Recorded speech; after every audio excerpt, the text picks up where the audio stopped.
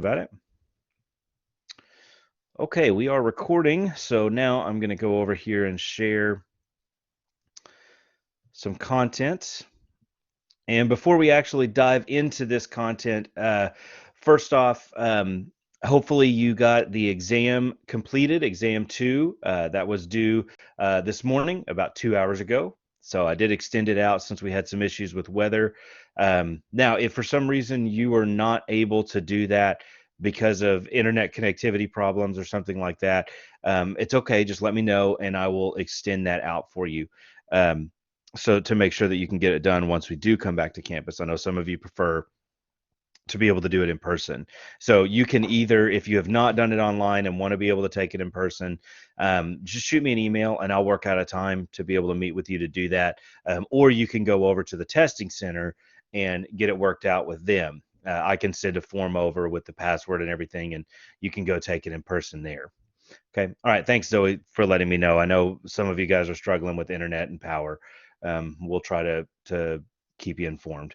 Um, all right. What else did I need to tell you? You do have some assignments due on Friday. The first few assignments for the Baroque era are due. This is split into 2 weeks. Now, I'm most likely going to push the exam back a little bit because we have lost a couple of days. So I'll let you know more about that next week. But we do have some assignments due on Friday, so make sure you get those done. Also, somebody did email me that the listening assignment for next week, 3.9-15, one of the links is messed up. So I will get you a link that's correct sent out as soon as I can. I've got to find a good video for that to work in there.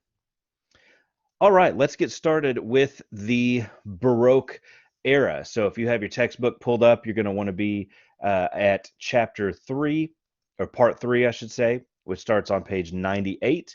So we're going to be discussing some of the kind of overview of the Baroque era. My goal for today is to get through the first 3 chapters, and then on Friday to get through at least through chapter 6, so that next week we can finish it up, maybe through chapter 9 if we have enough time. And we will go ahead and hopefully listen to at least the first of the listening assignments today.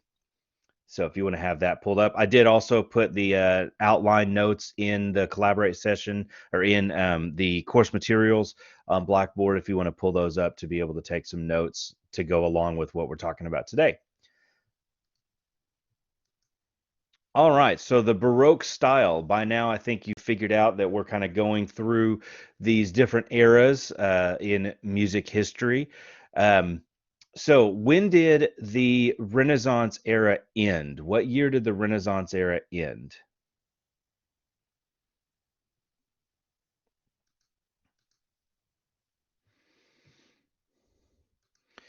Yeah, so the Renaissance era ends in 1600, so it makes sense that that's when the Baroque era is going to start. And when did the Baroque era go to? Yeah, 1600 to 1750 for the Baroque era. We're talking about 150 years of music history. And again, with these dates, different music historians give different dates. Some people say 1720 or so. It just kind of depends on who you're talking to. So 1750 is a pretty good ending place for it, because that's the year that J.S. Bach dies. He's one of the most important composers of the Baroque era. So it's pretty common to say that when J.S. Bach dies in 1750, that is the end of the Baroque era. Okay, good. So what does Baroque mean? That is a word that we use to describe this era, and it has a specific definition to it. So what does that mean? How do we define the word Baroque?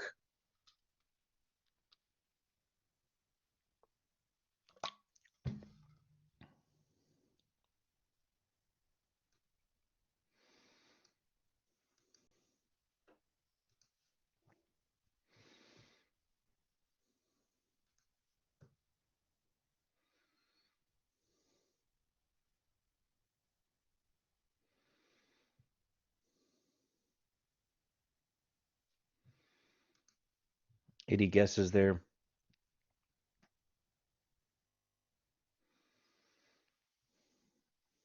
It's on page 101 if you're looking in your textbook.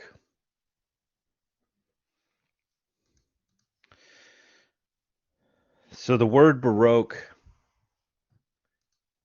means elaborately ornamented, flamboyant, and bizarre. So when we talk about the Baroque style in any of the arts, in music, in visual arts, in architecture, it's going to be very ornamented. It's going to be very over the top. Um, if you look at on page 101 of your textbook, you've got a painting by Artemisia Gentileschi, which is the slaying of Holofernes. And it's a very dramatic piece. I mean, there's a lot of motion, there's a lot of movement in this piece. You know, we've got a guy being stabbed in the throat, right? And we've got, we can see the blood coming out, and there's a lot of emotion in his face, obviously. So it's there's a lot of motion, there's a lot of movement. If we look down at the sculpture of David slaying Goliath, again, there's a lot of motion in it. It's heavily ornamented. It's not as plain and simple as the music from, or as the art from the Renaissance era.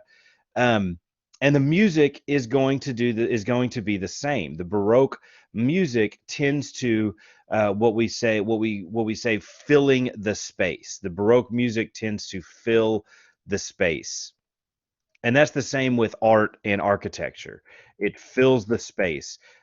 There's not going to be a lot of blank space in paintings or in architecture, and especially in music of the Baroque era. There's going to be a lot of motion to it. If you've listened to some of these pieces for this chapter so far, you can hear that there is a lot of motion there. There's not going to be a lot of rests in Baroque music. And we'll talk a little bit more in detail about those as we go along. So the book mentions two giants of the Baroque era in composition. Who are the two main composers, the most important composers of the Baroque era?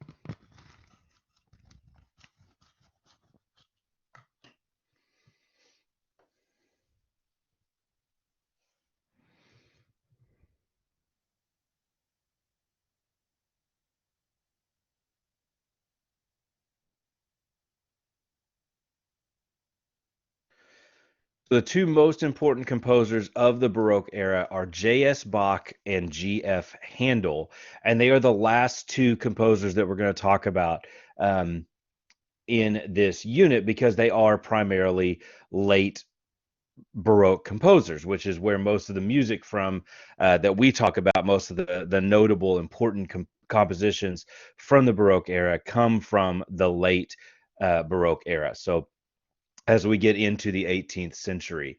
Um, so these two guys are the most important. There are a lot of other important composers, and the ones that we're going to mention, that we're going to talk about in the book, the early Baroque composer Monteverdi, Henry Purcell, Corelli, and Vivaldi are all other composers that we're going to talk about during the Baroque era, but they are not nearly as important as Bach and Handel. I think it could be argued that Bach is one of the three most important composers in all of music history. We tend to kind of talk about Bach, Beethoven, and Mozart as the big three composers in music history, and they certainly were extremely important. And we're going to get to the first of those, J.S. Bach, today. In fact, we're going to listen to quite a bit of his music during this unit. Okay, we have three phases of Baroque music that we talk about, and we kind of divide Baroque music into these three phases: the early, the middle, and the late. The early Baroque goes from about 1600 to 1640 or so. And the kind of style that we see here is primarily homophonic. And it is one of the most revolutionary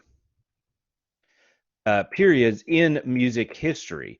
We're going to see the full development of modern tonality during this time. We're going to see the development of opera during this time. So we have a lot of stuff happening in this era as we kind of transition out of the Renaissance into the Baroque era. Some really important stuff happens. And then from 1640 to 1680, we have what is called the Middle Baroque era. And this is where we get major and minor scales showing up for the first time. The major mode tonality becomes very popular during this time period.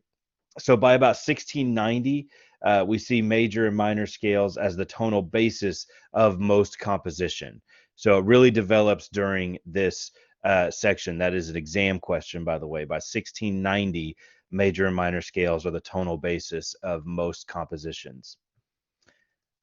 And then from 1680 to 1750, we have the late Baroque, and this is where we see most of the music that we know.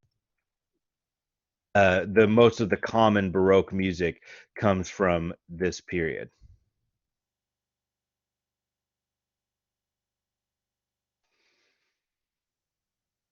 We also start to see some developments in tonality. We see the development of using the dominant chord or the five chord to the tonic, and we'll listen to some examples of that here in a little bit. Um, and it's at this point in music history that instrumental music finally becomes as important as vocal music for the first time. We have the development of the Baroque orchestra, and we start to move towards that kind of orchestral um, focus in Baroque in classical music that we know of today, moving us towards the classical era, as it were. All right, so let's talk about a little bit about the characteristics of Baroque music before we listen to some of these examples. What do we have? What does Baroque music sound like? So we have this idea of the unity of mood, or as we call it in music history, the doctrine of affections in Baroque music. And basically that means that an entire whoop, keep accidentally grabbing that middle button, that the mood or the tone or the feeling of the piece is going to be expressed throughout the entire piece. So if a piece of music is sad, it's going to be sad for the entire thing. It's not going to shift back and forth. Um, and that's going to also cross movements for the most part. So a lot of times when we see multiple movements in a piece, which we'll talk about in a minute, we're going to have that idea where it keeps that same mood, that same emotion throughout the entire piece.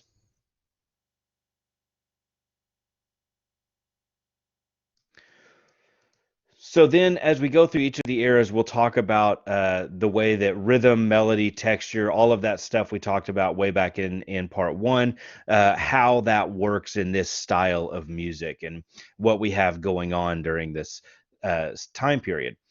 So rhythmically, in the Baroque era, we have a lot of rhythmic patterns that repeat. So our rhythmic patterns are repeated throughout a piece. So you're going to hear a lot of common rhythms throughout a piece of music. And then we also have um, rhythm providing this compelling drive and energy. As I said earlier, Baroque music fills up the space, and it's the rhythm that helps to drive that along. We have a lot of fast moving notes. We have a lot of rhythmic patterns that are repeated over and over.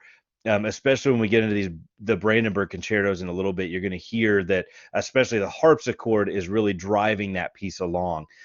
So it's a lot of fast motion there that gives it this drive and energy, especially in the late Baroque era as we really dive into full-blown polyphony there. Um, melodically, melody becomes very important, and we're going to hear the main theme or the main melody over and over again.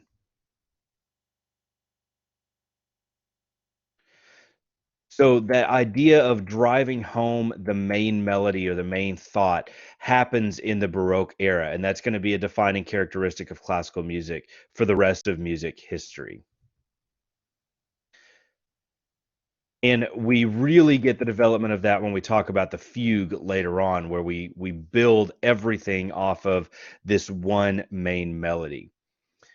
And we also get the idea of using sequence in melody, which means that we're going to repeat a melody or a phrase at different scale levels,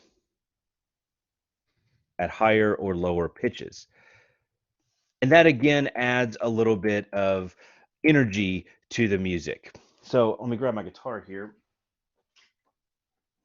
So if I have a melody that goes, just walks up the scale, and I want to add a little bit of energy, I want to kind of keep that idea going. One of the tricks that I can do as a composer is to take that idea and just repeat it over and over again, moving up the scale. So I'll go,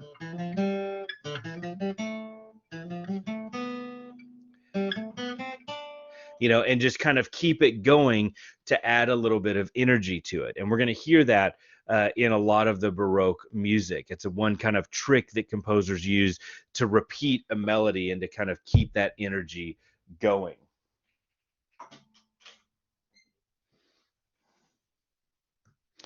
Also, our melodies during this time tend to be very elaborate and tend to be ornamented. You'll notice that if you look at sheet music of the Baroque era, it often looks very simple, but what they're actually playing is very different. They're going to add little flourishes and ornaments to the music while they're playing as part of the Baroque performance practices. And as a performer, we have to know that.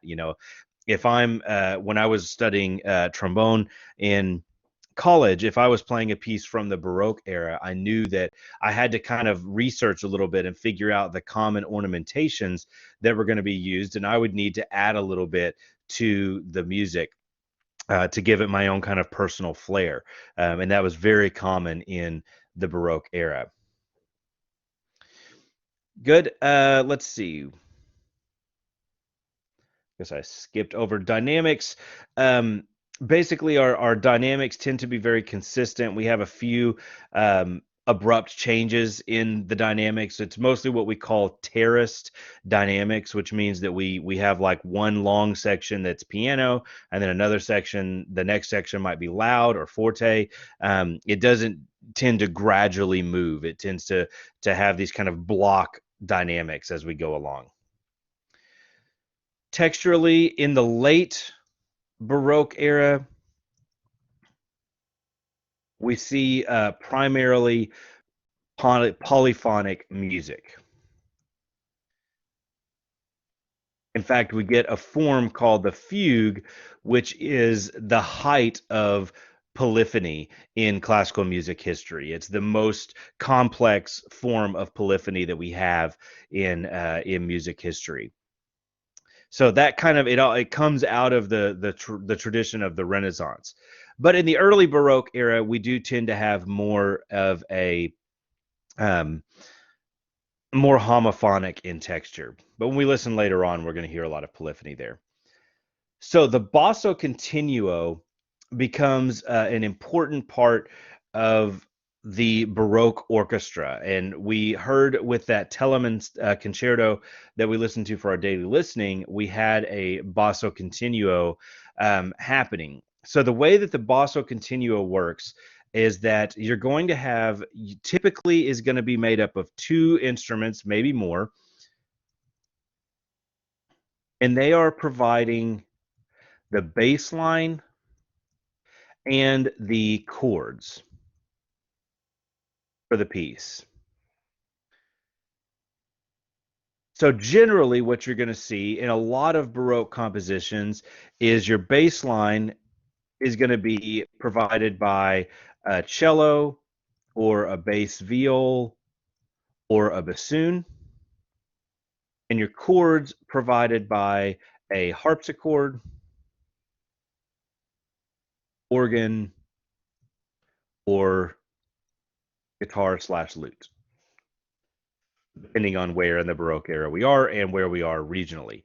Um, so you would have the bass instrument providing a solid bass line, while the chord instrument is providing the chordal accompaniment to it. And when you look at the sheet music for this, you actually only see the bass line written with some numbers around it, and those numbers are telling the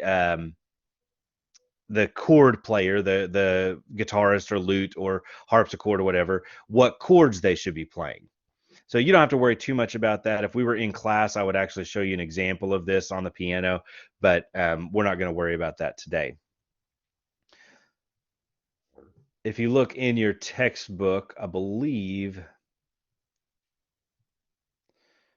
yeah, they show you an example of that on page 106 of the textbook, where you can see they have a basso continuo part written, and then underneath that they show what the harpsichord would actually play during that section. Here, I can actually just share that with you because I think it is important to look at.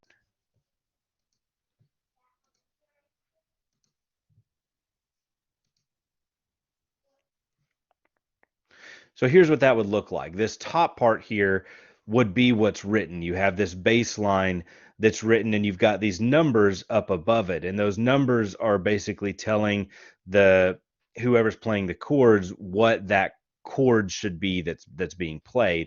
So whenever the harpsichord actually plays it, they're playing the bass line, but then they're building these chords on top of it. So it's almost like a lead sheet notation of the 18th century, or this even the late 17th century of this, for this basso continuo part. And this is very, very common. We're going to hear this a lot in Baroque music. So you'll hear me talk about, oh, there's a continuo part going, and then this other stuff over the top of it.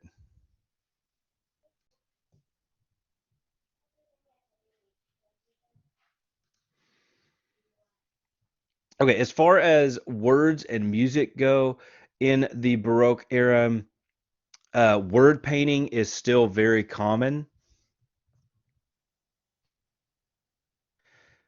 during the Baroque era as part of that doctrine of the affections, part of the expression of the mood. If we're talking about something that's very melancholy, then we're going to have a very melancholic instrumental accompaniment with it. And even things like certain words, the textbook mentions that, like on the word heaven, it might be a high pitch that you hear. The word hell might have a low pitch. Um, mention, and it's not going to be as overt as like the as Vesta was descending that we listened to last week, but it's going to still happen. We're still going to see a lot of and hear a lot of word painting in the Baroque era. One of the most important things to happen in the Baroque era is to have the development of the Baroque orchestra that comes around during this time. I want you to take just a minute and put on there on this document here on the slide here, type out some of the characteristics of the Baroque orchestra. How would you describe the Baroque orchestra? And if you haven't read the chapter yet, we're on page 107 of the book if you want to look on there and kind of get an idea. So tell each other what the Baroque orchestra would be like.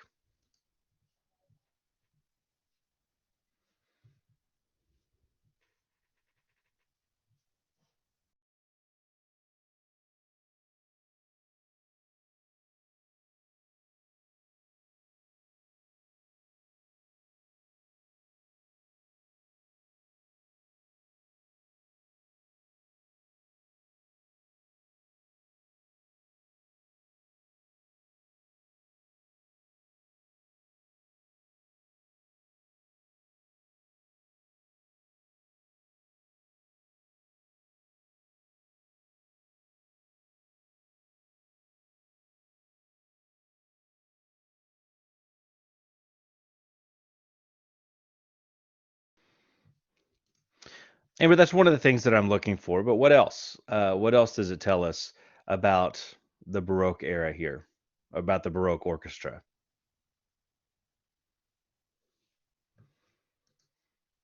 Was the Baroque orchestra large or small compared to our modern group, our modern orchestras that you see? Yeah, it was smaller than modern orchestras. As Amber says there, we got about 10 to 40 players.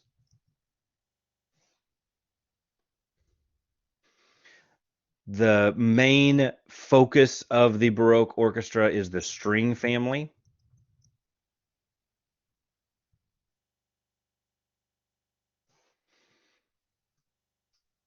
It did often include a basso continuo. You would see the harpsichord in there as well. And then we would have a few woodwinds. Um, depending on the composer, we would have a few woodwinds and maybe even some brass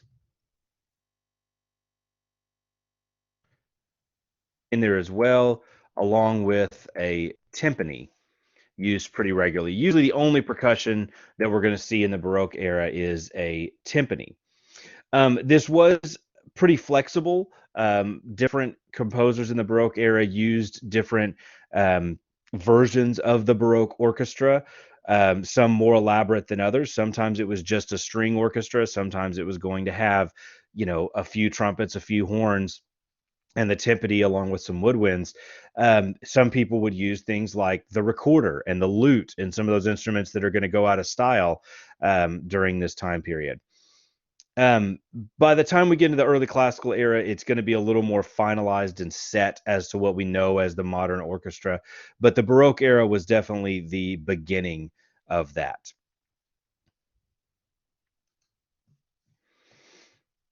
Some of the common forms that we see in the Baroque era, one of the important words, the terms that we need to define here is a movement in music.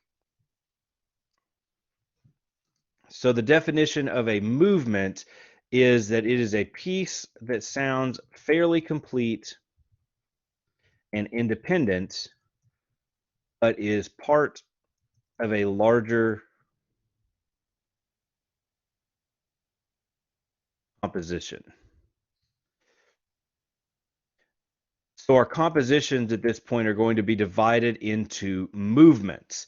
You may have seen in our Telemon piece, they actually had the YouTube video divided into the three different movements of the piece. The first movement was vivace, the middle movement was adagio, which is going to be slower, and then the last movement was allegro, with the last movement being the longest section of the piece.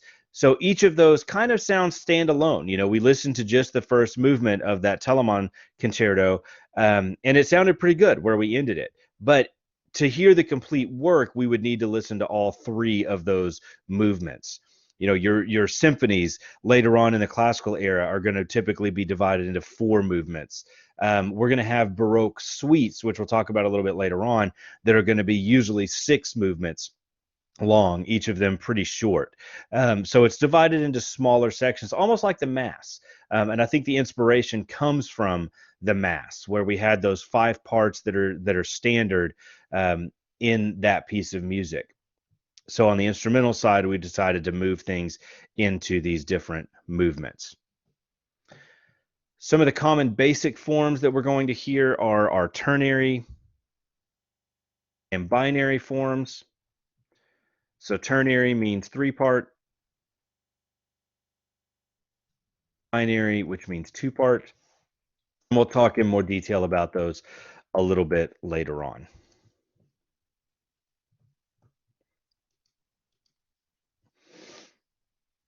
Okay, it doesn't look like we're going to get all the way to chapter 3 today because we are starting to run a little bit low on time, but that's all right. I do want to talk about the music of the Baroque society a little bit for these last 5 minutes or so here. Um, in music, in society, during this time, we have what are called courts.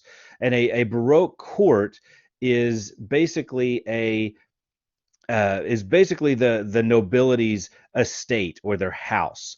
The court is where everybody lives who is a part of the kingdom or so. So it's considered to be like the estate of the nobility.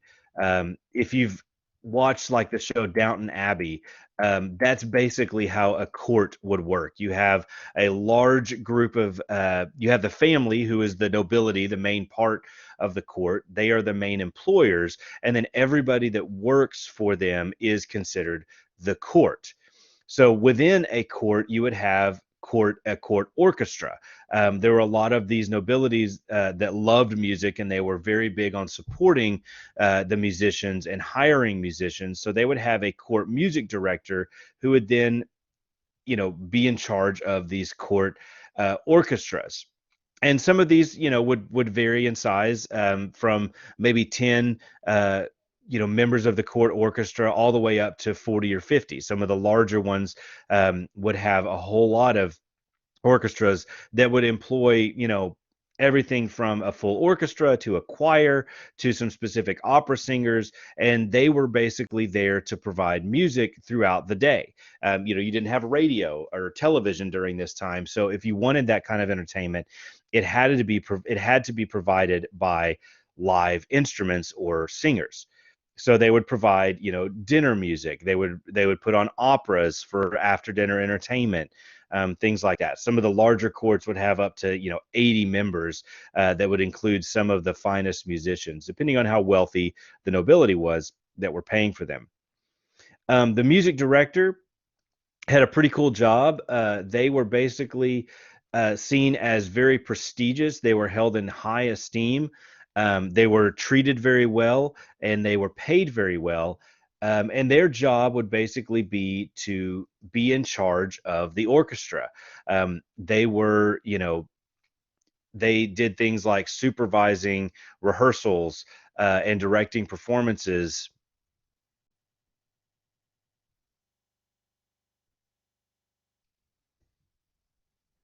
And then they would also compose new music for the court. So a lot of these court music directors were composers like J.S. Bach, and they would compose music specifically for that family. And they would also discipline and train musicians during this time.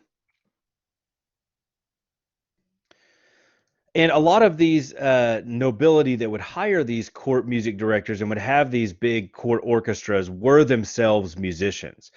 We had a lot of nobility that were known for being musicians during this time. Um, People like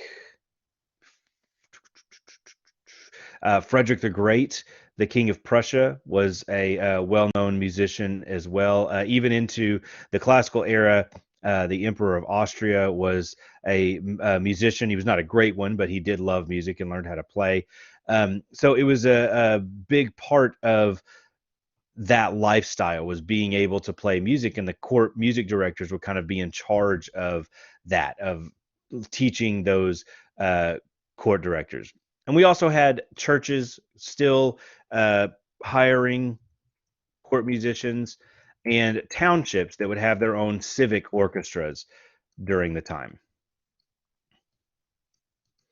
Okay, that's about where I want to get to today. We will finish up, get into part three, chapter three, and go hopefully through chapter nine on Friday.